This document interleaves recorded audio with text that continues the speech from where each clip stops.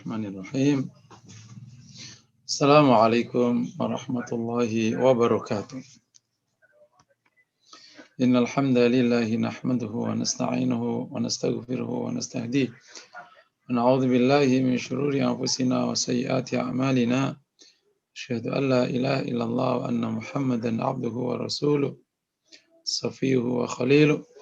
Wa salawatullahi wa salamuhu alaihi wa ala alihi wa sahbihi wa man tabi'ahum bi ihsanin ila yaumiddin, amma ba'd.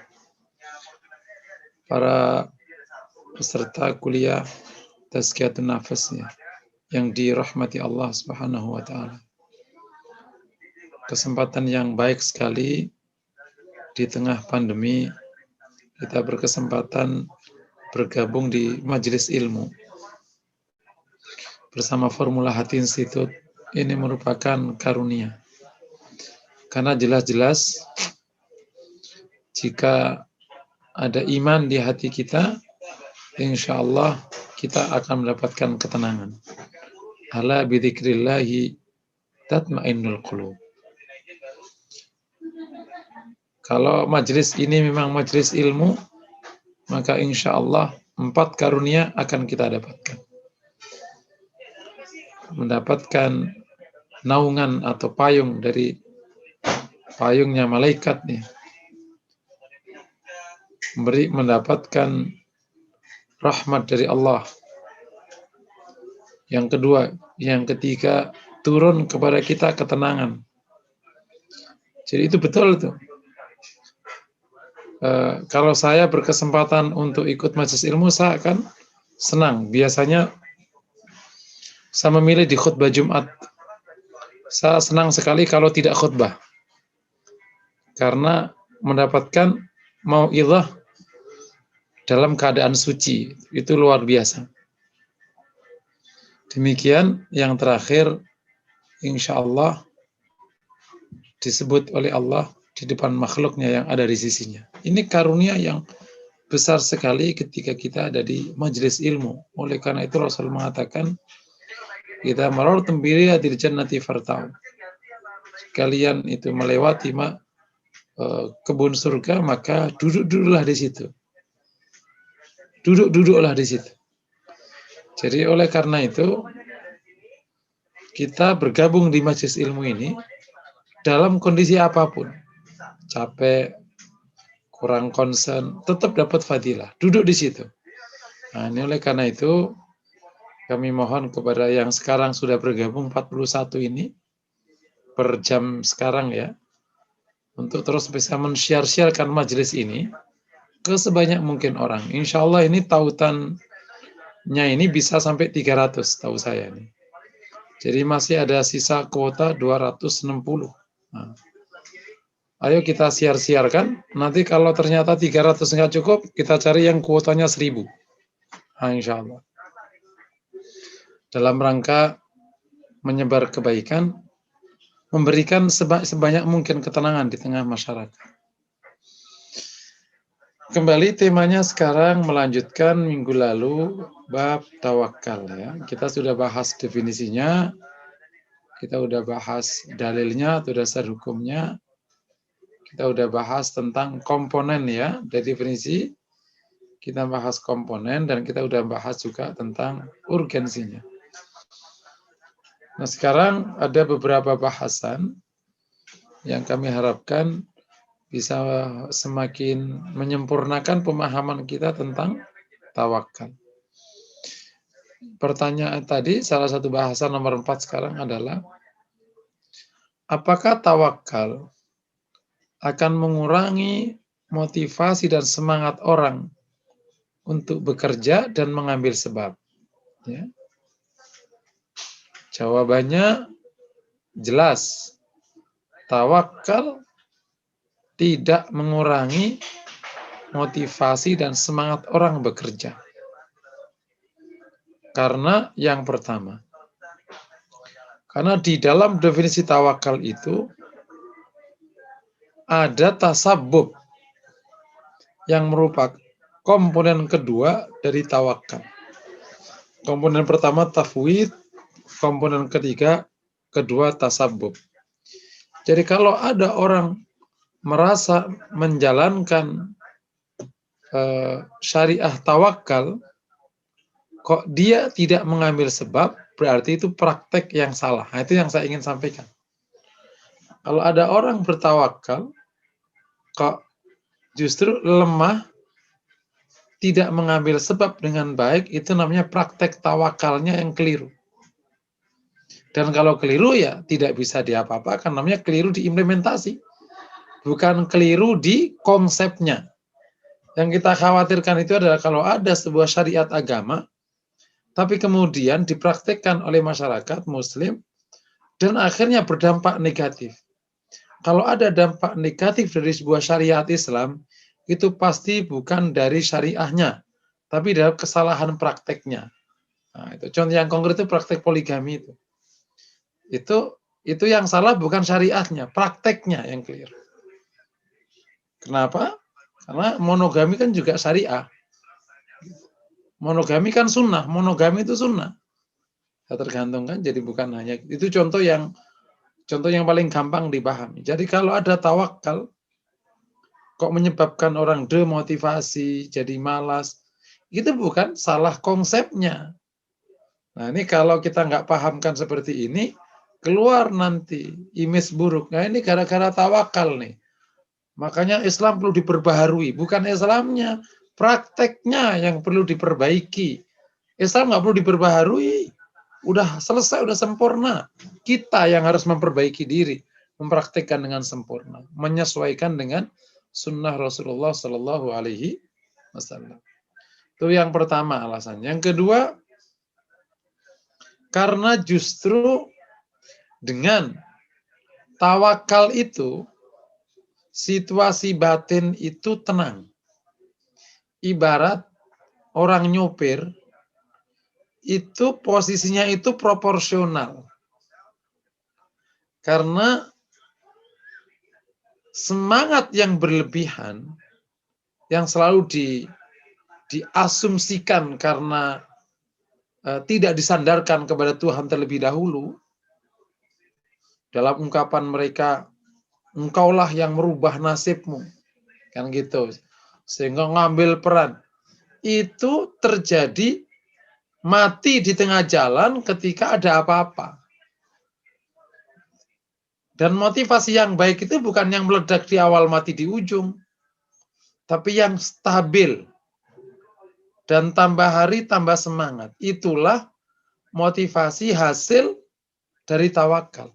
Karena waktu tawakal itu kan tasabub jalan. Ya kan? Waktu niat terus tawakal. Berarti anaknya tasabub dan tafwid berjalan. Itu azm ini tidak pecah di jalan. Gitu. Karena waktu tawakal itu, waktu ngambil sebab, itu sudah disertai dengan tafwid. Artinya motivasinya itu terjaga justru. Jadi ibarat kalau mobil itu pas panasnya. Makanya kalau ada motivasi yang tinggi tanpa tafwid, itu motivasi sebentar lagi meledak. Semangat, semangat, semangat, nggak nyampe target, mati besok. Semangat, semangat, semangat, ternyata pas beauty contest kalah. Pas perebutan posisi kalah, mati besok langsung. Udah lah, males. Nah, semangat yang bersama dengan tawakal ini itu kejaga. Justru semakin baik. Jadi pas gitu. Karena semangat itu kalau kelebihan itu bahaya. Kalau kurang juga bahaya, harus pas kayak mobil. Mobil itu kalau kepanasan bahaya, kalau kedinginan nggak hidup. Kayak gitu semangat itu. Wah, kamu terlalu semangat, akhirnya melampaui batas. Banyak cara yang malah salah. Nah, itu yang kedua. Yang ketiga, karena dengan tawakal, situasinya itu bahagia. Ya, situasinya bahagia. Tidak ada tekanan. Karena tidak ada tekanan, maka motivasi kejaga. Itu analisis yang ketiga.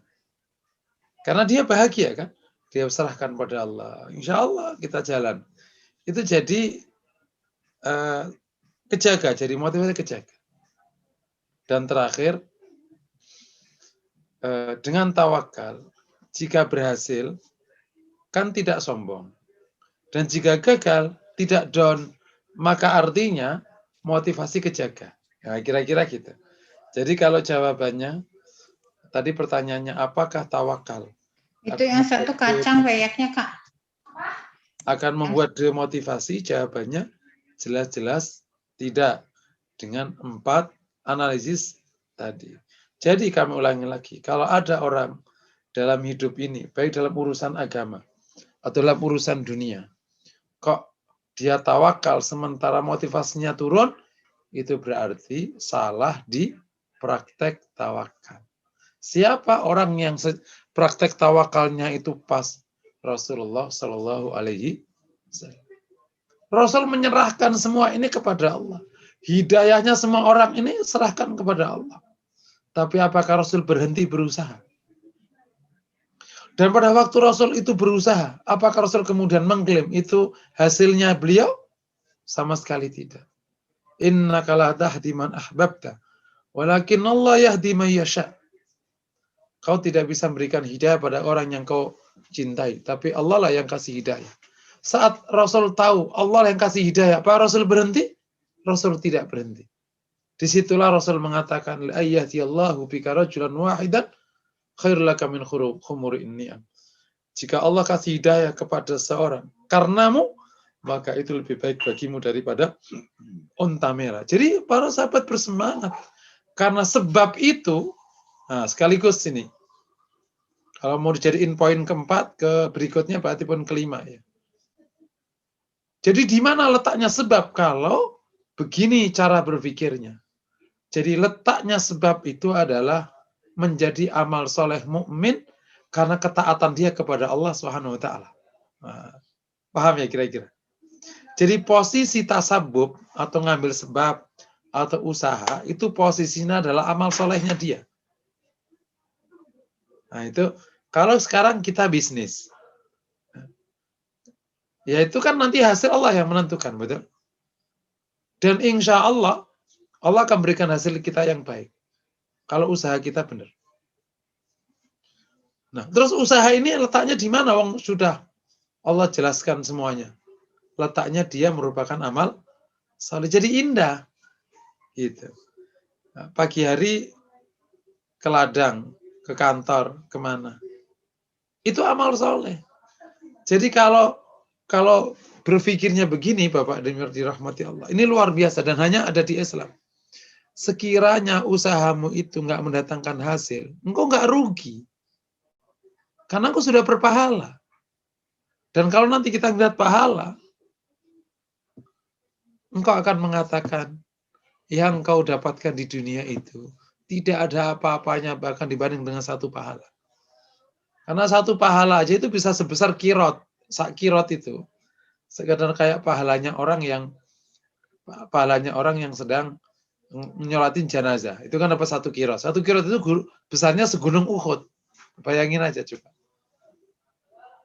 Jadi kami ulangi lagi. Ada orang usaha nyari nafkah, ada orang usaha berdakwah.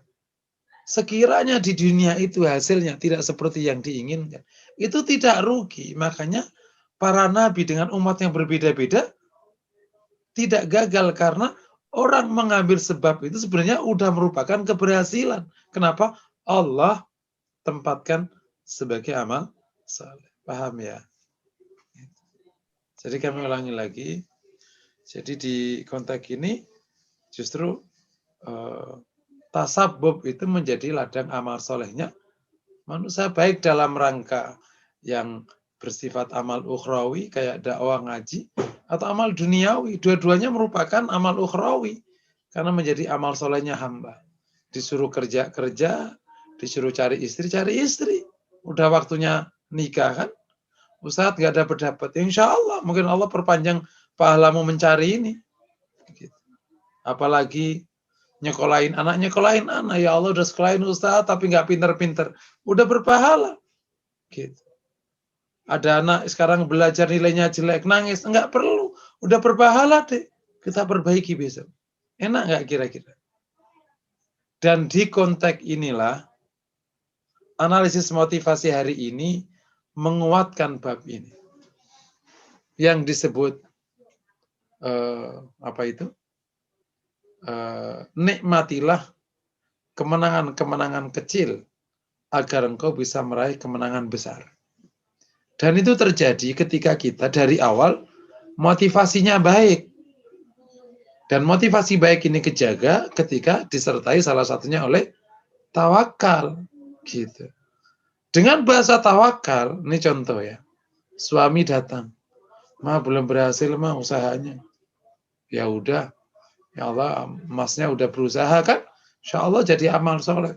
Tapi nggak dapat duit, nggak apa-apa mas, sudah ada pahala kok. Gitu. Lah makanya gimana? Insya Allah kita masih ada tabungan. Kenapa? Dia tidak merasa gagal. Akhirnya dapat 100.000 nih. Alhamdulillah. Karena bagi dia ini merupakan hal yang wajib disyukuri. Nanti bab syukur, paham ya kira-kira. Jadi situasi tawakal itu situasi damai. Gitu. Dan itu yang harus kemudian kita siar-siarkan agar tidak terjadi situasi kepanikan yang berlebihan.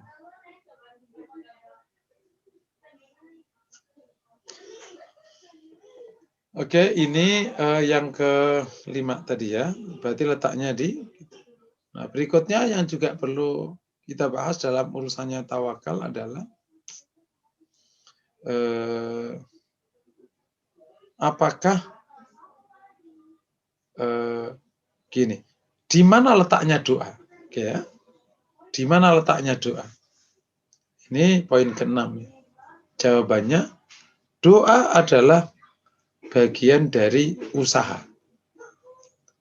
Doa itu bagian dari usaha. Dan doa adalah usaha yang paling baik. Nah, makanya bukan kerja kemudian doa, tapi doa itu bagian dari usaha. Kerja dan doa bersama dengan menyerahkan kepada Allah. Kalau ada doa isinya tawakal, ya berarti namanya doa tawakal. Tapi doa yang kaitannya ini adalah ketika doa kaitannya dengan tasabub, yang minta kepada Allah, minta ini, minta ini. Bukan doa yang isinya menyerahkan ya. Kalau doa isinya menyerahkan, ya dia letaknya di menyerahkan. Tapi doa adalah bagian dari usaha. Dan bahkan sebagian manusia, doa merupakan usaha terbaik baginya. Bahkan usaha paling pertama yang harus dia panjatkan. Dan kalau kita belajar lebih jauh, karena usaha ini adalah doa ada usaha terbaik, maka sesungguhnya doa harus dipanjatkan dari awal bersama persis setelah niat. Kan setelah niat itu kata Allah tawakal ya. Fa idza azamta fatawakkal 'alallah. Kalau kau niat maka tawakallah kepada Allah.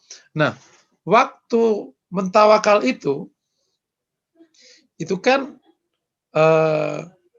waktu menyerahkan itu kan bersama dengan usaha ya. Itulah namanya tawakal ya. Nah, usaha pertama yang bersama dengan tafwid itu adalah doa itu. Makanya antum belak ya, bismillah. Ya, tawakal tuh Allah. Bismillah ini kan bagian dari doa pertama kali usaha. Kemudian bersama itu dengan tawakal tuh Allah. Paham ya? Nah, doa itu adalah usaha pertama. Dan nanti akhirnya ditutup juga dengan doa. Makanya kalau kita buat konstruksi ya, selain yang sifatnya tafwid, yang menyerahkan tadi, yang bagian dari tawakal, kan ada usaha. Usaha itu macam-macam. Nah, salah satu usaha terbaik namanya doa. Nah, doa ini letaknya adalah di awal usaha, bersama dengan berjalannya usaha, dan di akhir usaha. Nah, jadi doa itu menyertai semua proses. Kalau kayak begini kira-kira kita terus dapat pertolongan Allah nggak kira-kira? Gitu. Doa pertama namanya bismillah. Doa di tengah, ya, zikir macam-macam sepanjang ngambil usaha. Sekaligus waktu terakhir doa minta berkah. Ya, kalau kita makan kan di awal doa di akhir doa. Tapi kenapa saya katakan di tengah? Ya, karena usaha sebagiannya kan harus berdoa tetap ya. Namanya di awal, di tengah, di akhir. Bagus sekali di tengah-tengah kerja kita berdoa. Gitu. Nah, konsep ini Bapak dan Ibu dirahmati Allah, ini konsep yang luar biasa indahnya dan kredibelnya. Yang kalau Muslim melakukannya, Masya Allah. Ia memulai dengan basmalah, berdoa kepada Allah. Kemudian dia ngambil usaha lain yang selain doa. Kerja, ngetik, apalagi nyangkul, dagang, marketing. Sambil itu ya Allah berkahi. Kayak di ujungnya, Allahumma barik lana fima razaqtana. Atau doa yang lain. Nah, konstruksi usaha yang demikian ini, yang meletakkan doa sebagai pemandu usahanya, itu insya akan menyebabkan hasil yang barokah. Akan menyebabkan hasil yang barokah. Karena konsep hasil yang diinginkan oleh Islam ini adalah hasil yang barokah. Apa itu hasil yang barokah? Yakni yang pertama yang menyebabkan kebaikan, yang kedua yang menyebabkan kebahagiaan, yang ketiga menyebabkan kita terhindar dari hal yang dikhawatirkan atau ditakuti. Jadi kalau ada sebuah hasil tidak menyebabkan kebaikan, berarti nggak berkah. Duit menyebabkan malah maksiat, berarti nggak berkah. Hasil yang tidak menyebabkan kebahagiaan, tambah hasil malah tambah sedih, malah tambah tengkar, berarti nggak berkah. Yang kedua, yang ketiga, tambah hasil kok tambah semua masalah malah muncul. Hasil malah masalah muncul, ya berarti nggak berkah. Berkah apa? Hasil yang barokah. Sebelum saya teruskan, saya akan ada bahas berikutnya ini adalah apakah kalau begini konstruksinya dengan menyerahkan kepada Allah dan sertai dengan usaha itu, kembali sebagaimana di poin keempat tadi ya, ya kita nyantai aja Ustadz kalau gitu. Nah nanti akan saya bahas apa yang diinginkan oleh Islam dalam kualifikasi usaha itu. Gimana usaha yang diinginkan oleh Islam sehingga akan menghasilkan hasil yang baik. Tapi sebelum saya bahas, Bapak Ibu silakan kalau ada pertanyaan. Fadal. Jazakallah khair Ustadz Muhsinin. Kepada jamaah Tazkiyatun Nafs, ya silakan Ustadz. Yang ingin menanyakan sesuatu kepada Ustadz dipersilahkan baik melalui chat room maupun raise hand. Saya coba cek di layar 1, kedua, dan ketiga. Ya, belum ada yang raise hand. Barangkali ada yang mau bertanya di chat room. Saya cek dulu Ustadz, ini materi yang dicatat oleh Ustadz Adi. Belum ada sepertinya Ustadz, bisa dilanjut materinya. Oke. Nah, kita lanjutkan. Tadi ketika kita bilang usaha ya, kemarin kan kita sudah bahas agar kita bisa usaha maksimal ada beberapa syarat ya. Agar kita bisa tafwid yang sempurna ada beberapa syarat. Sekarang kita bahas usaha yang baik itu seperti apa sih yang diinginkan oleh agama. Ini saya tegaskan supaya tafwidnya itu benar. Karena bersama dengan usaha yang benar. Di dalam di Quran ada penegasan tentang hubungan usaha dengan hasil. Di salah satu ayat Allah berfirman lirrijali nasibum mimma iktasabu walin nisa'i nasibum mimma iktasabu. Bagi laki-laki mendapatkan hasil dari apa yang ia kinerjakan. Dan bagi wanita dapat hasil dari apa yang ia kinerjakan. Saya terjemahkan kinerja ya, bukan kerja, karena iktisab. Nah dari ayat ini sesungguhnya meskipun Allah lah yang menentukan hasil, ya sebagaimana sudah kita bahas di atas. Allah yang menentukan segalanya. Tapi Allah itu telah menetapkan satu hukum. Dan hukum itu Allah tetapkan di Al-Quran. Yakni hukum hubungan antara usaha dengan hasil. Dan Allah tidak akan pernah melanggar hukumnya. Gitu. Karena Allah yang menetapkan. Makanya di Al-Quran Allah, innallaha la yakhliful mi'ad. Allah tidak akan melanggar janjinya. Allah tidak melanggar. Dan salah satu janji Allah itu dalam bentuk hukum yang tadi. Bahwa lirrijali nasib maktasab. Bagi laki-laki mendapatkan hasil dari apa yang ia kinerjakan. Yang kemudian dengan bahasa mudah namanya hukum sebab akibat. Itu hukum Allah. Karena berasal dari pernyataan Allah Subhanahu wa taala. Nah, atas dasar ini maka mukmin harus mengupayakan sebuah usaha yang bisa memenuhi hasil yang baik.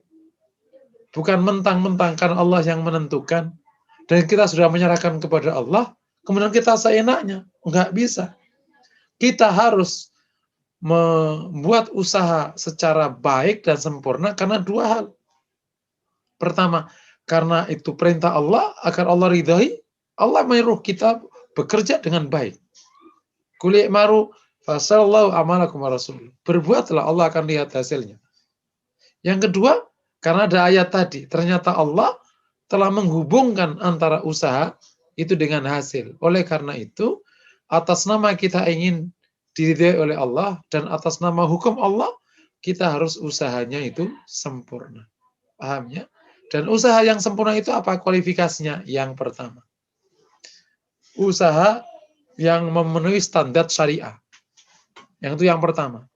Tidak boleh ada usaha yang melanggar syariah. Tidak boleh ada yang haram. Ya, ini harus halal. Usaha yang haram selesai sudah. Jadi Muslim hanya punya ruang usaha yang halal. Apapun namanya usahanya. Usaha ini bukan usaha kerja ya, bukan masalah duit. Usaha ini sebabnya harus halal. Yang haram sudah tidak masuk. Yang kedua, memenuhi standar kinerja pada setiap bidang. Setiap bidang kan ada standar kinerjanya ya. Kalau di bisnis ada standar kinerjanya. Di politik juga ada. Di dakwah juga ada. Di rumah tangga juga ada. Standar kinerja pada masing-masing bidang. Tentu di materi malam hari ini tidak akan kita, itu sudah urusan teknis pada masing-masing bidang. Gitu. Kalau misalnya ada orang usaha di bidang komunikasi. Standar kinerja komunikasi gimana?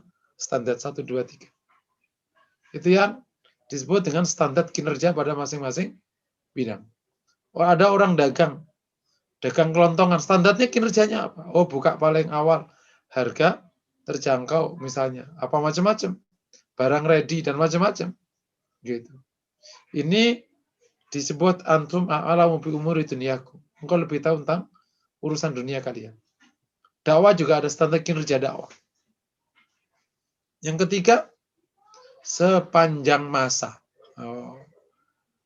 Usaha itu tidak boleh berhenti sampai orang itu wafat. Apapun jenis usahanya. Usaha dalam arti sebab di bidang dakwah sepanjang masa. Aduh, udah bosan aku, udah bikin pengajian. Gak ada yang datang. Ya, jalan. Itu ujian. Nah, maka oleh karena itu teman-teman di Formula Hati, terutama yang di support dan di panitia, mental ini harus dijaga dari sekarang. Kapan kita berhenti berdakwah? Saat Allah panggil kita. Setuju ya semua ya? Terutama yang sudah gabung di Formula Hati support. Kapan kita berhenti? Saat kita dipanggil oleh Allah. Tidak ada istilah gagal. Oleh karena itu, Bapak dan Ibu yang belum ngambil peran, ayo ngambil peran. Jadi, kapan waktunya berhenti? Ketika Allah panggil kita. Wa'bud, dalilnya, wa'bud rabbaka hatta ya'tiyakal yaqin. Sembahlah Allah sampai datang kepadamu kematian. Gitu. Disitulah, kalau kita melihat bahkan di konteks urusan profan saja, yang profan ya duniawi. Semua pengusaha yang berhasil itu punya prinsip ini. Kapan kamu berhenti? Saat mati. Sampai ada istilah, ada yang 27 kali bangkrut, 7 bangkrut, 8 bangkrut, terus berjalan. Dakwah Kita diajarkan oleh beberapa nabi kan. Nabi terus sampai kemudian Fir'aunnya tumbang. Terus Namrodnya tumbang. Terus Abu Jahalnya tumbang.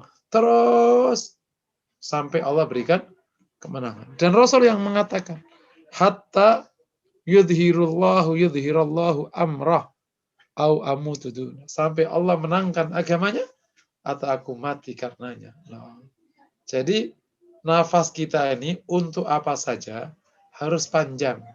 Sampai kapan? Sampai mati. Nah, setuju ya? Nah, sekarang ada usaha nyari nafkah bagi laki-laki. Sampai kapan? Sampai mati. Nah, kalau ada orang pasif income gimana? Itu pasif income sampai mati. Dakwah gimana? Sampai mati. Usaha menjaga anak soleh-solihah sampai mati. Semua sampai mati semua. Tidak ada kata berhenti. Nah, kalau kita punya semangat itu, insya Allah berhasil enggak? Berhasil. Kenapa? Meskipun gunung itu jauh, tapi kalau kita terus jalan menujunya, setahun nggak nyampe, 2 tahun lah nyampe, 2 tahun nggak nyampe, 3 tahun nggak nyampe. Sama nih formula hati ini. Sekarang segini kira-kira syiarnya. Kita kembangin terus, sampai kapan? Sampai kapan? Kau pikir Muhammadiyah ya sekarang kalau kita bicara Muhammadiyah. Waktu Kiai Dahlan hidup memang sebesar ini? Ya, belum. Karena urusan dakwah itu sepanjang hidupnya manusia berada. Kami harapkan ini jamaah sekalian yang bergabung punya semangat yang sama. Ayo kita siarkan misi formula hati ini yang mengambil peran di pengembangan karakter dan akhlak ya dengan pendekatan yang soft dalam mensyiarkan agama. Semoga ini bisa menjadi solusi atas dinamika yang berkembang di hampir seluruh negeri. Nah, oleh karena itu mohon dukungan, mohon ini Bapak-bapak dari kalau sudah ngaji kami harap pindah kuadran ya, dari pendengar ke peserta, dari peserta ke pelaku. Ngambil peran tuh masing-masing. Insya Allah kami sampaikan ini, kalau nanti majelisnya udah kokoh, FAI-nya kokoh, nanti mungkin yang sosialnya juga udah kokoh, kita akan bentuk yang namanya perhimpunan formula hati itu. Insya Allah. Supaya apa? Supaya nanti menjadi gerbong kita untuk beramal. Luas gitu. Kira-kira setiap provinsi nanti ada pondoknya, ada apanya. Jadi amal soleh semua ya. Dan semua partisipasi jadi amal soleh semua. Kita kembali lagi ke materi. Jadi koalisi ketiga, waktunya sampai akhir. Nah kalau halal sesuai dengan standar kinerja, waktunya long life, sepanjang hidup. Kira-kira berhasil nggak? Ya berhasil. Seperti kata Nabi, sampai Allah menangkan atau aku mati karenanya. Diteruskan generasi setelahnya. Insya Allah berhasil. Lirrijali nasibum mimma tasabu. Nah, di ayat tadi itu, Quran menggunakan kata iktisab. Nah, kan ada istilah kerja, ada istilah kinerja. Makanya kualifikasi sabab yang baik adalah sesuai dengan standar kinerja. Sama dengan konteks dakwah. Ini mohon Bapak Ibu concern. Terkadang urusan katakan sosial kayak gini ini, standar kinerjanya di bawah standar kinerja orang yang kerja profesional di kantor. Mestinya harus sama, bahkan lebih baik. Gitu. Di kantor dapatnya gaji, di sini dapatnya pahala. Ya harus lebih bagus pahala lah daripada sekedar gaji kan. Gitu. Ya kan? Di kantor membuat istrimu tertawa. Di sini memohon ridhonya Allah. Harus lebih bagus mestinya. Nah, gitu kira-kira. Insya Allah. Jadi semoga standar kinerja kita di dakwah ini juga harus lebih baik. Kalau nanti ada mengeluhkan YouTube-nya kurang jelasnya, berarti kita harus perbaiki kinerjanya. Gitu. Tayangannya kurang jelas, suaranya kurang jernih, atau macam-macam lah, itu standar tayangan. Nah, itu harus terus kita perbaiki. Oh, nggak ada tulisannya, bukunya nggak ada, jadwalnya acak-adut, diperbaiki. Kita akan perbaiki terus. Apalagi MC-nya apa diperbaiki, semuanya diperbaiki terus setiap saat. Supaya apa? Tidak boleh urusan yang semulia ini dikerjakan asal-asalan. Kalau sekarang partisipannya 73, kita tingkatkan. Terus sampai kali 2, berarti 146. Kali 2 lagi, 200. Sampai syiar. Setuju Bapak semua ya? Setuju ya? Insya Allah. Oke, sampai poin ini. Jika ada pertanyaan, dipersilakan sebelum lanjut ke materi berikutnya. Ya, baik Ustadz. Terima kasih untuk uraian tadi lanjutannya. Ini ada satu pertanyaan masuk ke chatroom dari Ibu Elvi Rahayu Hicir. Ustadz tadi dikatakan doa adalah usaha terbaik. Artinya bisa juga usaha hanya dengan doa saja. Mungkin kalau sudah mentok tidak tahu harus berbuat apa lagi. Jadi nggak melakukan apapun tapi hanya berdoa saja. Bagaimana menurut pandangan Ustadz? Mohon penjelasannya. Iya, doa itu usaha terbaik, tapi dalam praktek yang Rasul contohkan, Rasul menggabungkan usaha yang doa dan usaha non-doa. Sehingga, sekaligus saya jadi materi ini. Jadi dalam usaha itu ada 2 kategori sebenarnya. Di samping ada kualifikasi 3 tadi, ada 2 kategori usaha. Yang saya suka sebut menjadi al-asbab as-samawiyah dan al-asbab al-ardiyah. Usaha yang bersifat langit, namanya doa. Zikir, itu usaha langit. Kayak misalnya, kalau kita agak kesulitan, kita zikir taubat, dan macam-macam. Itu salah satu bentuk usaha. Oke ya. Yang kedua, usaha yang bersifat bumi, logika tadi. Ya kalau nggak ada uang, ya kan kerja berarti, atau bisnis kan. Nah, Rasul memberikan contoh, dua-duanya dikerjakan. Itu yang terbaik, tetapi harus diakui bahwa di dalam ilmu tazkiyatun nafas ini dikenal ada 2 kelompok manusia di dunia ini. Yang namanya kelompok tajarrud atau tajrid, yang kedua kelompok iktisab atau muktasab. Ya, tajrid dan iktisab. Bagi kelompok tajrid, usaha yang dominan doa. Tapi bukan berarti dia tidak punya usaha non-doa. Ibarat presentasi, banyak doanya. Nah, menggambarkan tajrid itu, kemarin sudah saya singgung. Tentu Allah tidak sama dengan hamba-hambanya, tapi ini menggambarkan saja. Seorang istri, ya kan ada tipe istri itu, modalnya, tongkrongannya, sama permintaannya, udah hidupnya mulia sudah. Tergak kira-kira. Kan ada tipe wanita itu, yang tongkrongannya itu membuat duit masuk. Semua orang bersyukur menjadi suaminya. Aku jadi suami dia udah syukur, bos. Nggak perlulah nyuruh-nyuruh dia kerja. Gitu. Jadi tongkrongannya sama rengekannya itu menjadi sebab mulianya dia. Mas, oh langsung brek. Aku tahu kalau udah ngamal mas. Paham ya? Ada tipe anak, itu tongkrongannya sama rengekannya itu membuat dia hidupnya mulia. Nggak pernah disuruh-suruh dia. Paham ya? Saking baiknya, saking teduhnya gitu. Kan ada itu tipe-tipe anak gitu. Oke ya? Itu namanya tajrid. Ya dia usaha. Misalnya ya dia ngerapiin rumah, bantu-bantu ya nyiapin makanan, yang ngerjain si mbaknya, tapi ya dia kan ada usaha. Namanya nemenin suaminya makan, nganter anak ke sekolah, itu kerjaan dia. Tapi dia menikmati kehidupan yang mulia sekali. Bahkan semua sudah di atas namakan dia.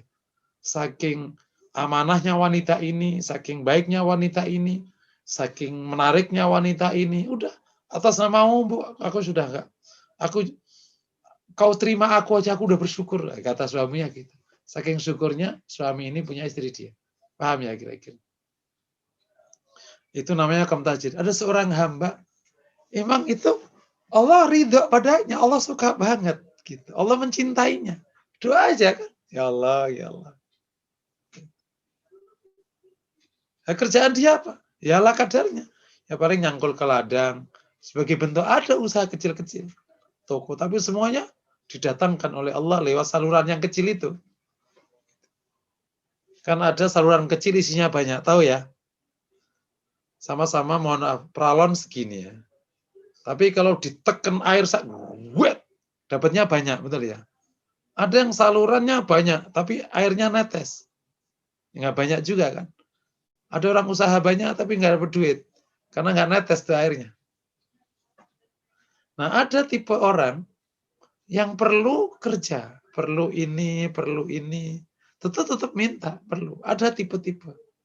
Itu namanya makom iktisab. Nah, masing-masing hamba Allah itu memang telah punya jalan hidup. Mungkin Allah inginkan hamba tadi memang lebih banyak ngurus agamanya. Ya sudah, usahanya ala kadarnya. Habis waktunya dipakai ngurus agamanya, mau gimana lagi? Waktu cuma 24 jam, 11 jamnya dipakai ngisi.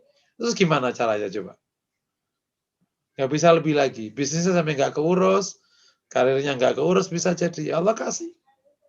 Ada tipe orang yang memang Allah memang letakkan dia disuruh bisnis macam-macam supaya nanti saling dukung. Gitu kira-kira gitu. Nah, di konteks ini akhirnya masing-masing kita yang penting tetap usaha ini jalan. Doa dan non-doa. Nah, proporsinya yaitu bijaksana aja. Tapi secara umum harus proporsional. Doa sama non-doa itu harus proporsional, mencontoh Rasulullah Shallallahu Alaihi Wasallam. Wallahu a'lam bishawab. Baik Ustadz, jazakallah khair untuk jawabannya. Ini ada satu lagi pertanyaan dari Ibu Wati. Usaha non-doa tidak bisa diambil karena faktor usia. Sudah uzur dan tidak ada modal juga.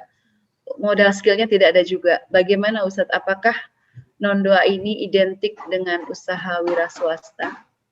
Oh ini berarti masalah rezeki berarti ini ya, masalah ini ya.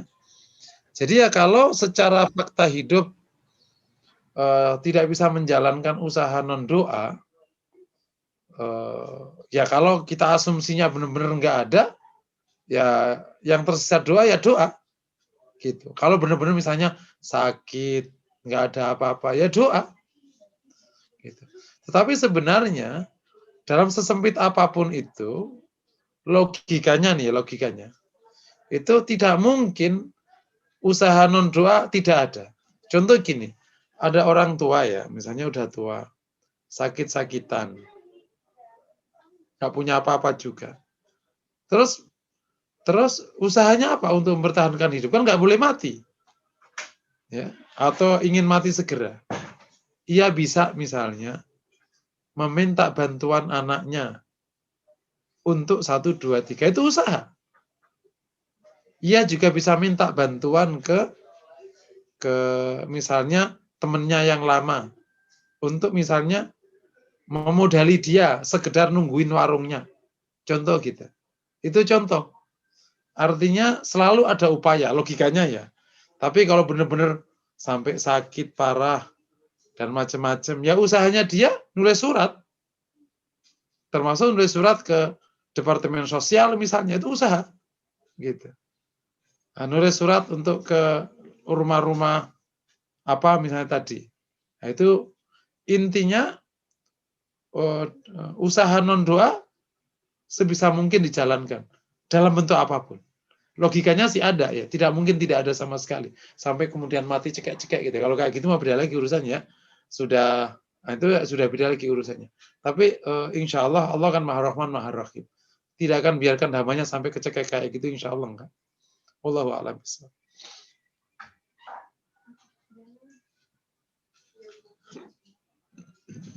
Baik Ustadz, sepertinya baru 2 pertanyaan yang masuk ke chat room. Oke. Saya cek di layar Zoom, barangkali ada yang raise hand. 1, 2, 3 layar, belum ada Ustadz, mungkin bisa dilanjutkan materinya. Tafadhol. Oke, kita lanjut. Tadi ya saya katakan tadi bahwa usaha itu demikian kualifikasinya dan ada 2 bentuk usaha ya. Nah, pesannya adalah bersama dengan tafwid kepada Allah, menyerahkan urusan kepada Allah, maka kita ngambil usaha yang baik tadi yang memenuhi 3 kualifikasi. Poin berikutnya berarti poin ke-7 ya. Ada beberapa jenis kita nyebutnya istilah yang terkait dengan usaha. gitu ya.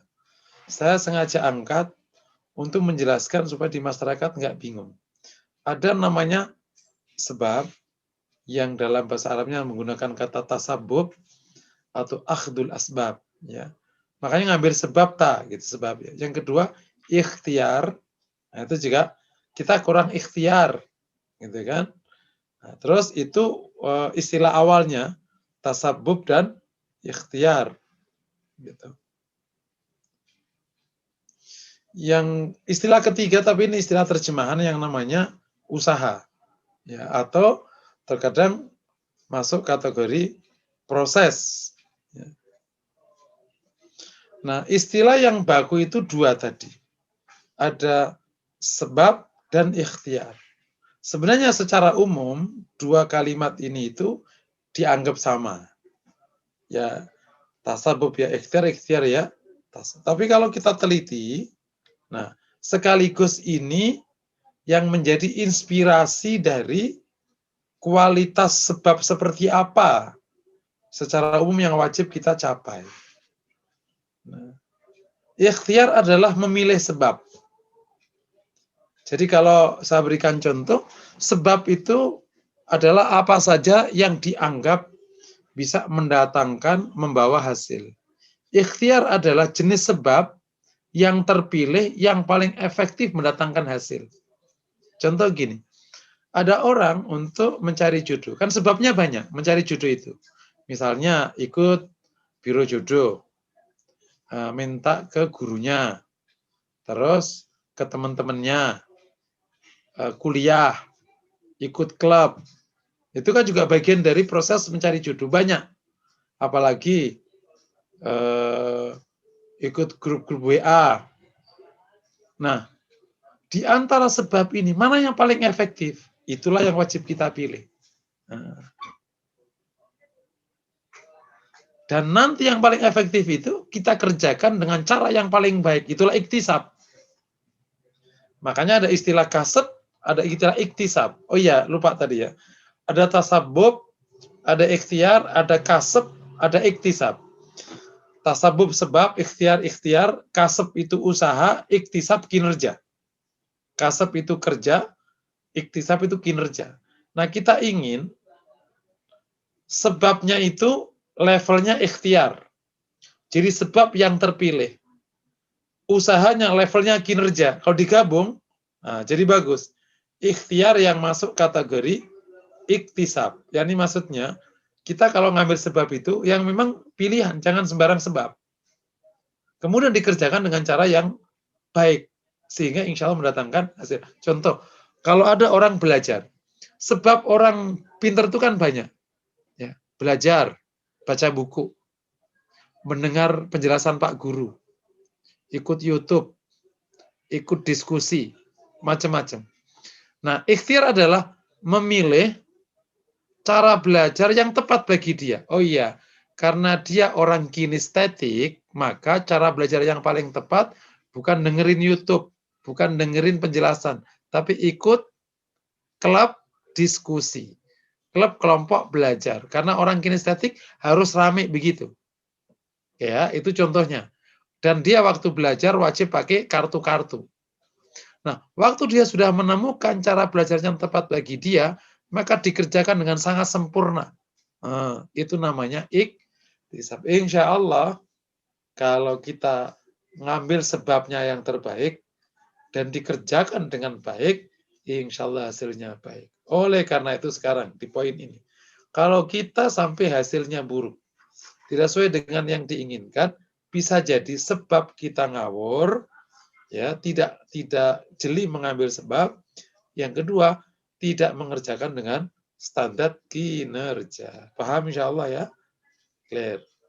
Jadi, nah, kalau ikhtiar dan iktisab dikerjakan sangat baik, sementara kita serahkan ini kepada Allah, kira-kira hasilnya sempurna nggak kira-kira? Sempurna. Seorang hamba yang baik sekali bekerja, tapi rendah hati dan tawadhu khusyuk kepada Rabb-nya, diserahkan kepadanya. Bukan dianggap dia sudah piawai bekerja, maka diberikan hasil yang baik. Itulah makna dari ayat wa may yatawakkal 'alallah fahuwa hasbuh. Yang tawakal kepada Allah, Allah yang akan mengcovernya, innallaha balighu amri. Allah menyampaikan urusannya, langsung berhasil. Allah akan hasil karena innallaha la yukhliful mi'ad. Allah tidak menciderai janjinya. Masya Allah. Bisa dipahami ya? Oke. Baik Ustadz, ini ada pertanyaan sambungan tadi sepertinya. Tadi Ustadz menyampaikan tentang bolehnya meminta tolong. Apakah itu jika meminta tolong itu boleh, bukannya kita dilarang untuk meminta-minta? Mohon penjelasannya Ustadz. Oke. Ya, minta tolong sama minta-minta dua hal berbeda kan? Orang yang nggak punya, itu kalau Pak bantuin dong, nggak bisa makan nih, itu minta. Minta tolong gini Pak, mohon maaf, ini kami sudah nggak punya apa-apa. Bisa nggak kami dibantu modal? Boleh. Atau bisa nggak? Ada kerjaan yang bisa aku kerjakan di rumah Pak. Loh Bapak udah sepuh gitu. Ya, tapi kalau sekedar saya apa-apa bisa lah, saya masih bisa. Misalnya kayak gitu. Selalu ada cara. Jadi antara minta tolong sama minta-minta dua hal berbeda. Minta-minta nggak boleh. Minta tolong boleh. Jangan salah memahami ya. Minta tolong ke orang lain tuh boleh. Gitu. Tentu tidak sampai minta. Oke, Fadal.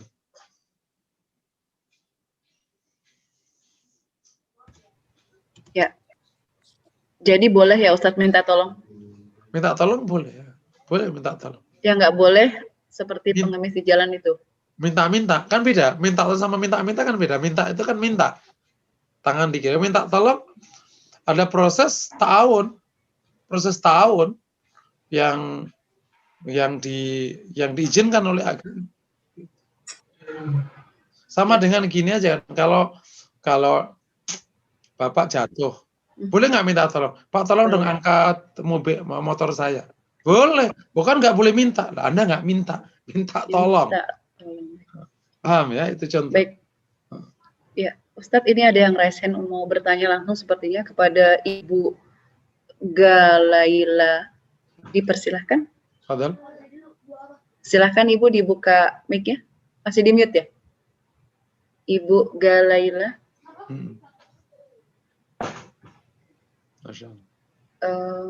Apakah masih menyimak Ibu? Ini gambar atau orangnya Ustadz ya? Soalnya antara gambar dan picture profil itu seperti tidak gerak-gerak ya. Kalau tidak ada respon berarti kita lanjutkan pertanyaan berikutnya Ustadz. Ada pertanyaan dari Azekia Raihana. Jika minta tolong menjadi ketergantungan terus-menerus, apakah boleh Ustadz sekali minta tolong diberikan pertolongan, kemudian sekali lagi dan menjadi sebuah kebiasaan? Bagaimana menurut pandangan Ustadz?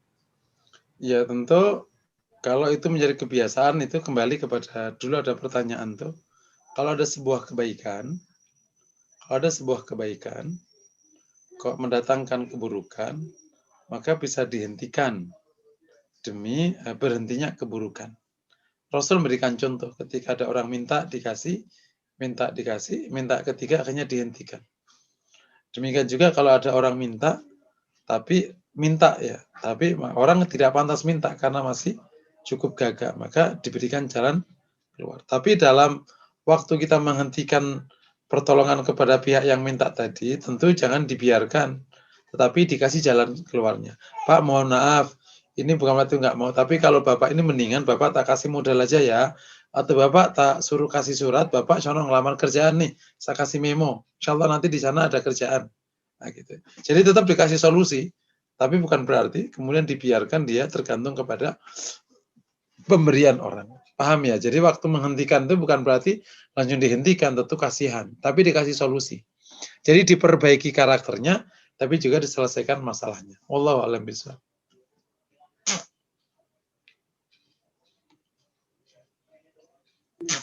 Jazakallah khair Ustadz. Ini ada pertanyaan lagi, ada dua pertanyaan.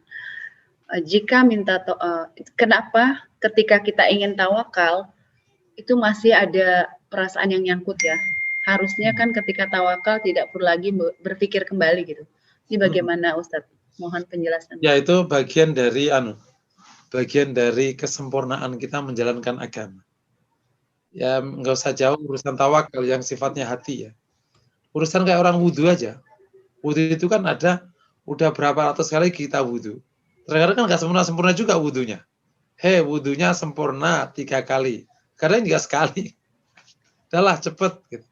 Wudhunya begini, mohon maaf ya kalau bagi laki-laki. Seret, dibalikin. Ya, segini.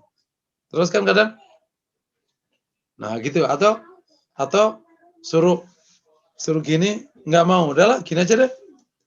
No. Even sampai Syafi'iyah ya, kalau di mazhab Syafi'i, perlu dipahami juga para santri. Syafi'iyah itu meskipun membolehkan ya, mengusap sebagian dari kepala atau konkretnya mengusap sebagian rambut, tetap disunnahkan mengusap seluruh rambut. Banyak yang salah memahami di teman-teman yang belajar fikih Syafi'i. Fikih Syafi'i itu dia mengatakan batas minimalnya sebagian rambut. Tapi bukan berarti tidak disunnahkan mengusap kepala semuanya. Jadi ngusap seluruh rambut itu sunnah. Nah, itu contoh. Lah, nggak usah baca tawakal. Urusan wudhu aja kadang pada nggak sempurna, sama dengan bab tawakal. Bab tawakal itu bab hati ya. Jadi udah nyerahin, ya udah. Nah, itu proses kita menuju kesempurnaan tawakal. Kita harus gimana? Ya harus belajar. Kapan? Ya terus sampai kapanpun. Ya, pokoknya kita punya contoh Rasulullah aja.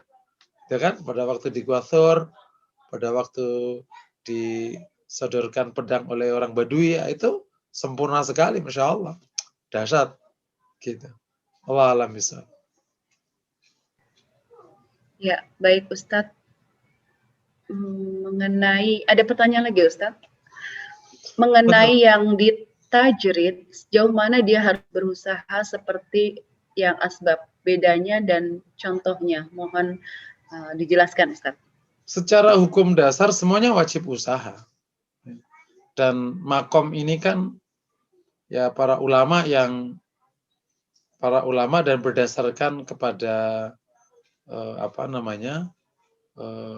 perilaku para anbiya dan kemudian akhirnya menjadi dasar hukum, termasuk juga beberapa ulama yang dilihat begitu, yaitu yang kemudian melahirkan juga ada pernyataan sahabat Ali radhiyallahu taala an gitu.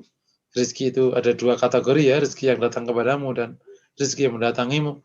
Sehingga ada sejumlah orang yang memang usahanya begitu. Nah, kalau ditanya kalau makam tajrid itu usahanya sampai ya seproporsional tetap. Ya doa ya apa dan dia punya usaha.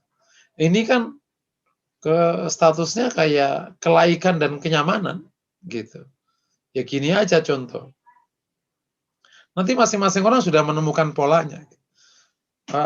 Saya ketemu seorang nih, ya kategorinya ulama hafidz Quran yang Masya Allah gitu. Jadi dari muda itu sebenarnya dia bikin usaha, gitu. Yang bikin tambak. Ini contoh aja, saya ini konkret karena di depan mata saya. Bikin usaha tampak, bikin usaha ini, bikin usaha ini. Tapi gagal, akhirnya dia pusing. Udahlah pusing, saya di rumah aja lah, gitu.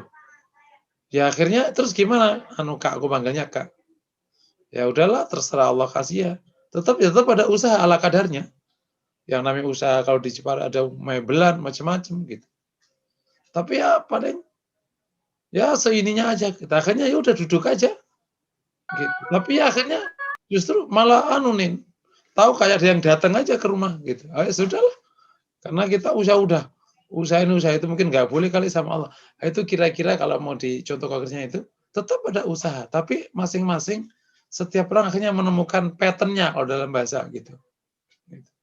Itu kalau di cerita kecil ada yang menarik. Saya pernah ketemu seorang pedagang nasi bakar. Ini contoh pattern-nya itu.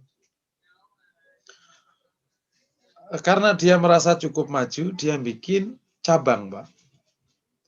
Nah, cabang itu diurus sama orang lain, kamu dia kan ngurus. Dia punya nasi bakar. Emang enak nasi bakarnya. Tapi yang mana nggak lama cabangnya ditutup. Ketika ditanya, kenapa tuh Mas? Sama aja hasilnya. Loh kok bisa? Hah? Di cabang sana iya kita dapat income banyak, tapi juga pengeluarannya juga banyak.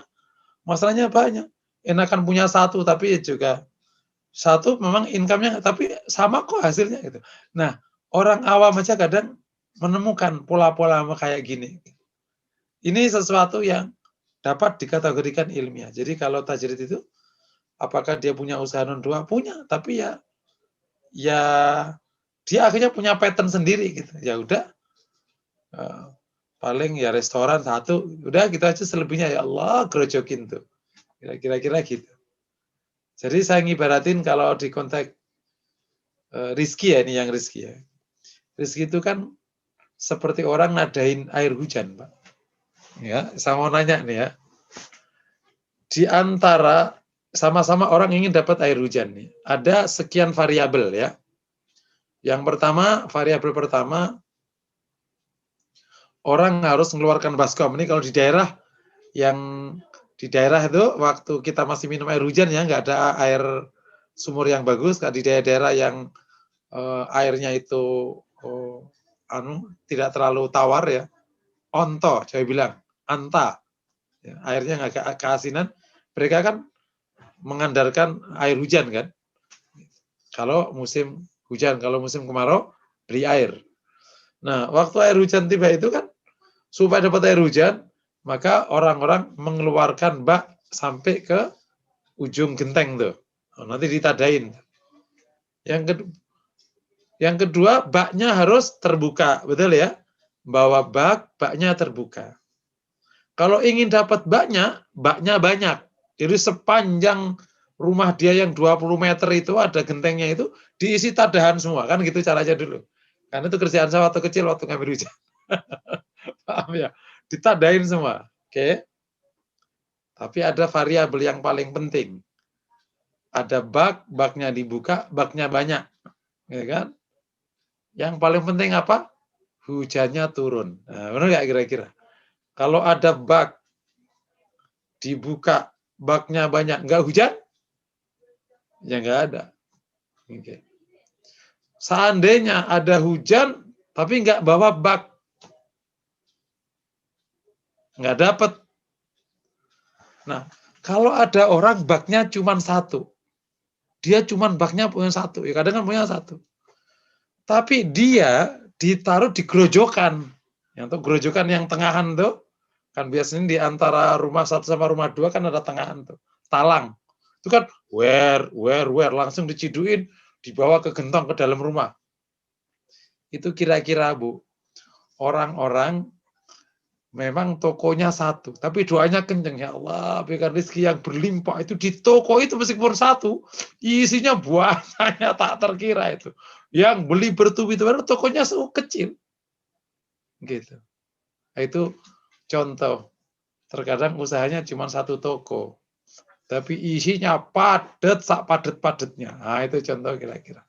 Jadi kalau ditanya apakah ada usaha, ada. Itu mereka punya pattern masing-masing. Gitu. Kalau nggak usah gimana ya salah. Cuman hampir semuanya yang saya tahu ya, yang dikatakan orang seperti itu tetap ada usahanya. Wallahu a'lam bishawab. Baik Ustadz, ini ada pertanyaan agak sedikit panjang, mohon penjelasannya. Dari Ibu Dian, beliau masih bingung pada batasan usaha untuk sampai pada tawakal itu, apakah seperti ini? Contohnya apabila sakit, kemudian berusaha berobat ke sana ke sini, minum obat dan mengikuti semua metode pengobatan sampai pada vonis tidak dapat disembuhkan dan kemungkinan hidup tinggal sebentar. Kemudian pasrah, ikhlas berserah kepada Allah tapi tetap mencari jalan untuk kesembuhan. Apakah itu dinamakan tidak tawakal? Apakah itu bisa dikatakan belum ikhlas atau berserah? Mohon penjelasannya Ustaz.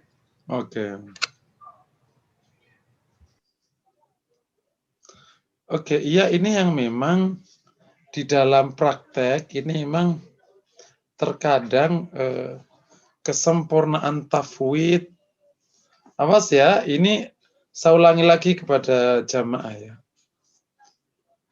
Kalau hanya kata pasrah, maka bahasa Arabnya namanya tafwid. Ya, awas, jangan sampai salah konsep.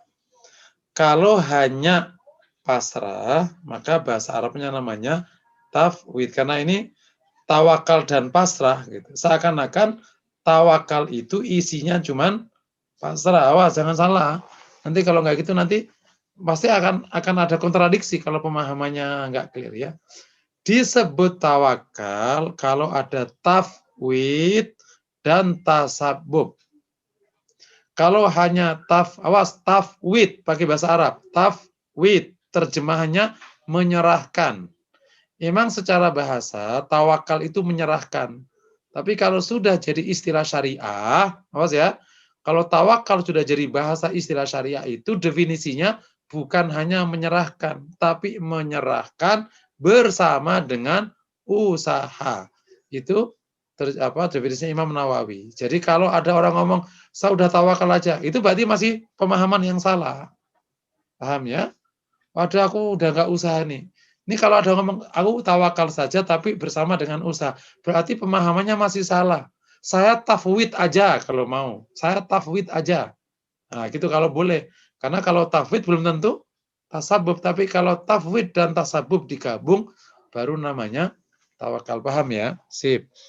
Nah, kalau ada orang tafwid saja, karena udah mentok ke sana kemari, akhirnya tafwid saja. Nah, itu yang saya katakan, ini memang bab tentang praktek tawakal yang sempurna itu memang sama dengan orang praktek wudhu tadi. Wong wudhu aja kadang kesempurnaannya aja susah ya. Apalagi yang bab urusan hati. Jadi memang terkadang kalau orang itu usaha, seakan-akan lupa pasrahnya. Dan kalau orang itu pasrah, lupa usahanya. Nah, paham ya? Ini jadi tadi kan usaha udah puyeng, pasrah aja. Nah itu ini berarti mohon maaf, mohon dicamkan materi yang kemarin ya, yang minggu lalu ya. Ini memahami tawakal memang perlu kesempurnaan, perlu duduk. Karena udah kadang dari persepsi tawakal itu pasrah. Nah, lawannya usaha gitu. Kalau udah mentok baru pasrah kan gitu kalau di lapangan. Udahlah gini, pusing udah tawakal aja dah. Paham ya? Saya udah dari minggu lalu saya genain ini Mas Hasan. Jangan sampai kita kejebak di situ. Usaha dulu deh baru tawakal gitu. Kapan tawakal kalau udah mentok? Enggak. Makanya dari awal saya pahamkan. Dari awal dipahamkan berwaktu azam itu tawakal. Kenapa? Dalam tawakal isinya tafwid dan tasabbuh. Paham ya? Jadi kami ulangi lagi. Jadi kalau tadinya sakit, usaha. Nah, pada waktu dia tadi berobat, maka saat itu pula diserahkan juga kepada Allah. Memang menggabungkan usaha sama pasrah ini memang nggak gampang, harus diakui. Tapi harus diupayakan. Kayak orang gini lah, kayak orang nyopir. Orang nyopir pertama kali itu, kan antara mata suruh ngelihat ke depan, sama tangan megang itu, kan suka matanya ngelihat ke bawah kan. Ya kan? Masih ingat gak kira-kira? Jangan ke mobil, sopir. Ketika anak belajar sepeda pertama kali gitu, Dek, matamu ke depan, kakimu ngontel. Biasanya latihannya kemana? Matanya ke bawah, ngelihat kakinya.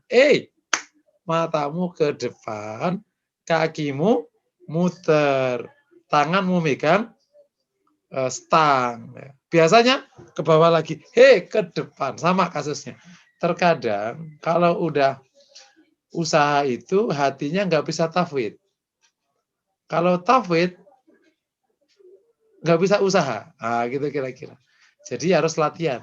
Saat berobat, itu ya Allah sudah kami berobat nih. Semoga Engkau sembuhkan. Aku serahkan urusan kepadamu. Nah, gitu. Dari awal gitu. Sudah, makanya kemarin saya katakan supaya gampang prakteknya, otaknya usaha, hatinya nyerah. Nah, itu paling gampang gitu.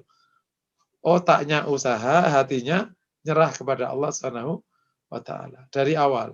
Jadi kalau kayak gitu konsepnya, pertanyaannya menjadi sudah cukup dijawab karena kan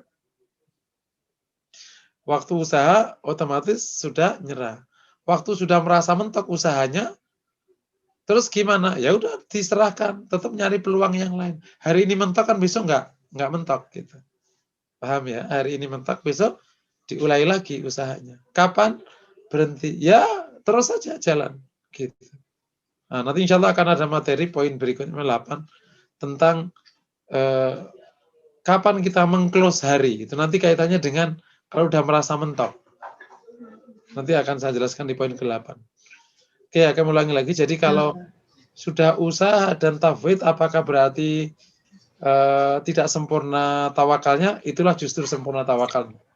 Jadi kalau udah ikhlas tapi, nah sama dengan kalimat ikhlas, udah ikhlas, ini juga harus diluruskan. Ikhlas itu bukan ridho. Kalau ridho akan keadaan namanya ridho, bukan ikhlas. Ikhlas itu motif perbuatan, bukan sikap menerima keadaan. Kalau pertanyaan tadi kan, karena usaha sudah sembuh ke sana kemari, udah nggak sembuh, akhirnya ikhlaslah pasrah pada Allah. Nah, ini kata ikhlas ini nggak tepat. Sudah ridho kalau mau, atau udah kona'ah kalau mau bahaya. Gitu. Bukan ikhlas. Ikhlas itu niat. Di sini sikap terhadap hasil, sikap terhadap kasus itu tidak ada ikhlas. Sikap terhadap hasil itu mungkin ridho namanya. Ridho terhadap keadaan. Sudahlah ridho. Ridho atas keputusan Allah. Itu paham ya? Jadi mohon Bapak Ibu semua, ini materi sejak awal ada ikhlas macam-macam dicamkan. Sehingga nanti penggunaan bahasa menjadi tepat. Kenapa? Karena kalau penggunaan istilah ini nggak tepat, kita akhirnya juga pusing menyikapinya. Aku ikhlas. Ikhlas gimana? Wong itu ikhlas akan sakit. Maksudnya karena Allah sakitnya, kan enggak. Ikhlas itu motif perbuatan. Memang ada namanya ikhtisab. Ikhtisab itu menyikapi hasil karena Allah. Namanya ikhtisab. Tapi itu nanti kalau nanti dijelaskan memusingkan. Sebenarnya itu ridha karena apa? Karena saking dia niat ingin dapat ridhonya Allah, maka akhirnya dia mengikhlaskan urusan ini kepada Allah. Nah, itu bisa ke arah sana, tapi itu nanti aja, gitu ya. Ulangi lagi. Jadi kalau ikhlas itu niat menjalankan perbuatan, bukan sikap terhadap sesuatu. Sikap terhadap sesuatu itu namanya bisa qanaah, bisa ridha, bisa syukur, bisa yang lain.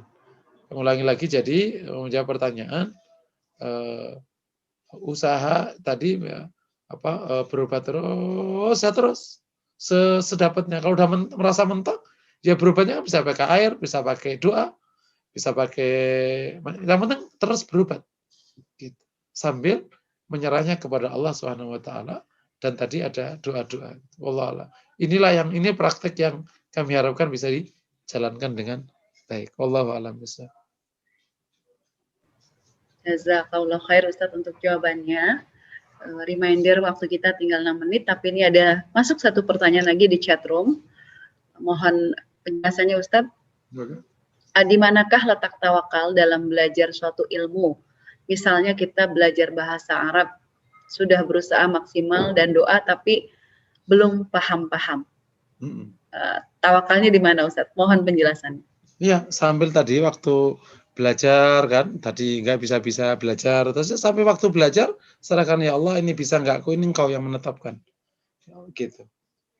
Jadi, serahkan kepada Allah, dan husnudzon ya, tentu, awas ya, sikap kepada Allah atau sikap hati bukan hanya satu, bukan hanya tawakal, juga bukan hanya ikhlas, ada banyak yang harus kita hadirkan. Makanya ilmu hati itu kayak bola, dia tidak kayak tasbih satu-satu rentetan gitu, kayak bola, satu sama yang lain terkait. Gitu. Jadi waktu tawakal tetap husnudzon kepada Allah Subhanahu wa taala. Jadi enggak bisa-bisa ya, insya Allah lah kita serahkan kepada Allah Subhanahu wa taala. Gitu. Prakteknya gimana? Waktu belajar tadi, itu hati sudah, ya Allah serahkan. Aku bisa enggaknya ini aku serahkan kepadamu. Insya Allah itu Allah mudahkan. Serius. Gitu. Sambil doa terus ditambah husnudzon kepada Allah Subhanahu wa taala, bahkan thiqah kepada Allah Subhanahu wa taala. Insyaallah. Fadhal. Tafadhol Ustaz. Nah, bagian terakhir poin ke-8. Ada pelajaran yang penting sekali. Gimana agama ini mengajarkan kita itu memulai dan mengakhiri hari. Dan kaitannya dengan tawakal, tafwid dan lain sebagainya.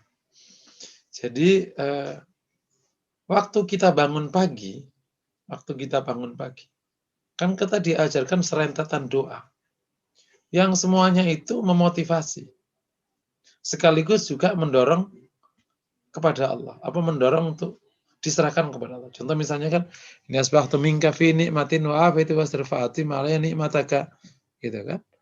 Kemudian juga kita, Allahumma inni a'udzubika minal kufri wal faqr, Allahumma inni a'udzubika minal hammi wal hazan, dan seterusnya. Oke. Kemudian kita diajarkan melangkah ke pintu bismillah tawakkaltu, clear ya? Terus kita berjalan usaha. Sip? Di ujung doa tuh, waktu kita mau tidur, kita berdoa, Allahumma inni amantu bika wa bi nabiyyika alladhi arsalta wa bi kitabika alladhi anzalta. Gitu. Allahumma inni fawwadtu amri ilaik. Allahumma inni alja'tu dhahri ilaik wa fawwadtu amri ilaik. Ya Allah, kami sandarkan punggungku kepadamu dan kami serahkan urusanku kepadamu. Amantu bika kita bikladi anzalta opini bikladi arsalta. Kemudian kita lanjutkan baca qul ya al-kafirun dan seterusnya. Nah, ada satu doa di ujung kita mau tidur, itu namanya alja'tullah ilaik fawwatu amri ilaik. Saya sandarkan punggungku kepadamu, saya serahkan urusanku kepadamu. Nah, ini yang waktu di ujung doa mau tidur itu kalimatnya bukan tawakkaltu alaik, tapi fawwatu amri ilaik. Saya serahkan. Karena usahanya sudah berhenti, tinggal tidur. Paham ya? Jadi kalau ada orang yang aku pasrahkan kepada Allah di ujung, nah itu namanya tafwid, bukan tawakal. Tawakalnya udah, karena tawakal itu ada komponen usahanya. Nah, kalau di ujung kita tafwidkan kepada Allah, di ujung, membuat hari-harimu itu indah. Karena engkau tidak pernah menyeret-nyeret masalah ke tidurmu. Nah, paham ya? Jadi selalulah kita ini memulai hari dengan indah, dengan doa, dengan basmalah, dengan tawakal, terus dengan usaha yang baik, yang maksimal, di ujung ditafwidkan. Awas, saya ulangi, bukan ditawakalkan. Di ujung ditafwidkan kepada Allah Subhanahu wa ta'ala. Fawwadtu amri ilaik. Jadi, kita tidak membawa masalah ke tempat tidur. Ditafwidkan kepada Allah. Clear sudah? Kita tidur, nanti bangun dibahas lagi. Ini membuat hari-hari menjadi indah. Menjadi masalah kalau kejadiannya tidak seperti ini. Waktu mau tidur, masalah ditarik ke tempat tidur. Nggak bisa tidur. Ya, kata-kata ini punya masalah satu nih. Akhirnya mau tidur, nggak bisa fawwadtu amri ilaik, saya serahkan urusanku kepadamu. Tapi dipikir, ditarik pusing, sampai akhirnya nggak bisa tidur. Tambah masalah kan, nggak bisa tidur kedua kan. Pagi hari mau mikir puyeng, masalah 3 tuh. Akhirnya karena mikir puyeng, nggak ketemu tuh masalahnya, 4. Lain kalau kita close hari, tutup. Ya, sip, kita tidur tenang. Pagi hari kan masih ada masalah 1 kemarin. Kita pikir lagi masalahnya.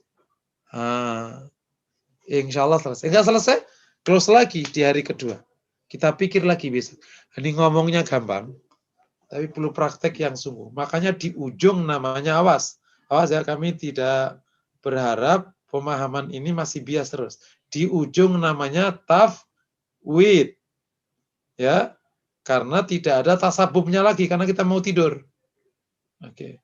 Sedangkan di awal tadi bismillah tawakkaltu ala Allah, karena masih ada istilah tasabubnya. Oke ya. Nah, kalau desain hidup kita seperti ini, insya Allah gitu. Hidup kita menjadi indah. Makanya tidak ada konsep agama yang tidak membuat hidup kita indah. Dengan izin Allah Taala, tinggal prakteknya kita ini, kalau materinya udah sempurna, nah, tinggal prakteknya ini. Minimal kita sudah 30%, 40% naik lagi, sampai kita mendekati teori. Dengan izin Allah SWT. Mungkin demikian yang dapat saya sampaikan. Mulai dari minggu lalu kita sudah bahas tentang definisi, hadis, ayat, dasar hukum, urgensinya dan yang dimaksud dengan tafwid kayak apa, tasabuk kayak apa, kualifikasi. Sampai hari ini sudah ada sampai 8 poin. Semoga menyempurnakan pemahaman kita tentang tawakal dan Allah mudahkan kita untuk tawakal kepada Allah Subhanahu wa taala. Qul qouli hadza. Assalamualaikum warahmatullahi wabarakatuh.